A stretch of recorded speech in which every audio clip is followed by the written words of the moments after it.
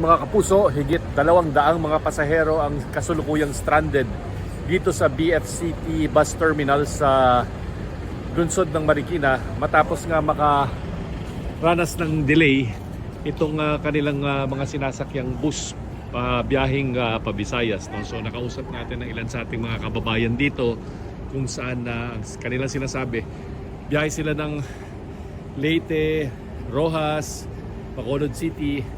At yung nag-iisang bus po na yan, no, yan na po ang nakalusot. Dahil ayon sa mga dispatcher dito, nakakaranas ng delay dahil yung biyahe ng Roro mula sa Katiklan papuntang Batangas ay nakakaranas po ng sobrang hirap ng pagsakay ng mga bus.